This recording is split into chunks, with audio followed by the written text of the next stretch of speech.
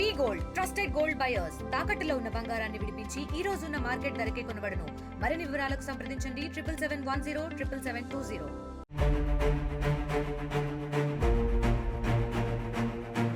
సంగారెడ్డి జిల్లా అమీన్పూర్ మండలం బీరంగూడలో ముగ్గురు పిల్లల అనుమానాస్పద మృతి కేసును పోలీసులు ఎట్టకేలకు ఛేదించారు.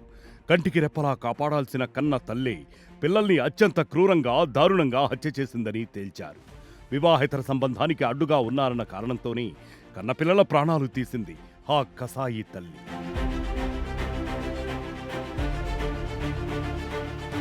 బీరంగూడలోని రాఘవేంద్రనగర్ కాలనీలో నివాసముంటున్న చెన్నయ్యతో రజితకు 2013లో వివాహమైంది. ఆమె కంటే అతని వయస్సు 20 ఏళ్లెక్కువ. వీరికి ముగ్గురు పిల్లలు సాయికృష్ణ, మధుప్రియ, గౌతమ్ ఉన్నారు. రజిత ప్రైవేట్ టీచర్గా పనిచేస్తోంది. అయితే మార్చి 27న రాత్రి భోజనం చేసిన తరువాత ముగ్గురు పిల్లలు చనిపోవడం, రజిత ఆసుపత్రిలో చేరడం జరిగాయి. పెరుగన్నం తిని పిల్లలు చనిపోయారంటూ భర్తను నమ్మించింది రజిత. కానీ పోస్టుమార్టం రిపోర్టు ప్రకారం పోలీసులు అసలు నిజం తేల్చారు.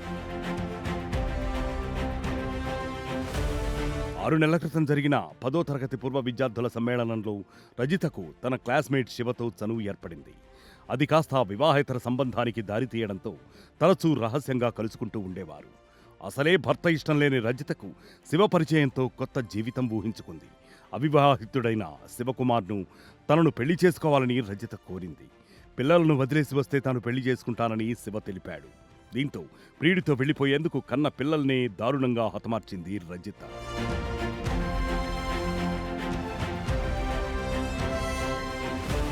ఈ నెల 27న భర్త భోజనం చేసి డ్యూటీకి వెళ్లిన తరువాత పిల్లల హత్యకు ప్లాన్ వేసింది. ముందుగా పెద్ద కొడుకు సాయికృష్ణ, ఆ తర్వాత కూతురు మధుప్రియను, ఆ తర్వాత చిన్న కొడుకు గౌతమ్ను ఇలా ఒకరి తర్వాత ఒకరి గొంతులను టవల్ బిగించి ఊపిరి ఆడకుండా చేసి చంపేసింది. Mother version, she used a towel and she put on the mouth of the children one by one. First, the eldest child was killed, and then the daughter was killed, and in last, the younger son was killed by smothering only.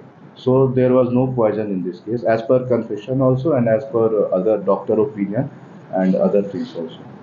Duty నుండి భర్త తిరిగి రాగానే పెరుగన్నం తినడంతో తీవ్ర కడుపు నొప్పి వస్తుందని drama మొదలుపెట్టింది. వెంటనే భర్త ఆమెను ప్రైవేటు ఆసుపత్రిలో చేర్పించారు. ఆ తర్వాత ఇంటిలో ఉన్న పిల్లల వద్దకు వెళ్లి గమనించారు. ముగ్గురు పిల్లలు అప్పటికే మృతి చెంది ఉండటంతో వెంటనే పోలీసులకు సమాచారం ఇచ్చారు.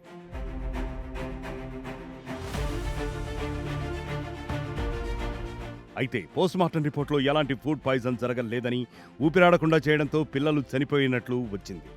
దీంతో రజితపై అనుమానంతో పోలీసులు ఫోన్ కాల్ డేటాను పరిశీలించారు. అప్పుడే శివతో వివాహేతర సంబంధం బయటపడింది. రజిత, శివకుమార్లను 3 రోజుల క్రితం అదుపులోకి తీసుకుని విచారించారు. నేరం అంగీకరించడంతో నిందితులిద్దరినీ అరెస్ట్ చేశారు. పిల్లలను అడ్డు తొలగించుకోవాలని రజితను శివ ప్రోత్సహించగా ఆమె కిరాతకంగా వారిని చంపేసిందని ఎస్పీ పరితోష్ పంకజ్ వెల్లడించారు. After verification, we found that the mother herself has killed these 3 children. In the short opinion of the doctor of Gandhi Hospital, the reason for death is mentioned as asphyxia due to smothering. There is no mention of any poison. Still, viscera and other things are preserved and has been sent to FSL. The FSL report is still awaited. But as per short opinion of doctor, it is a case of asphyxia, death due to asphyxia, and reason is smothering. And later, the mother also confessed that she herself killed these 3 children because of some illicit affair between mother and one more person who is known to the mother. Because of this age gap of husband and wife, there were some dispute and some illicit relation was also there between the mother and one person who was her classmate in school time.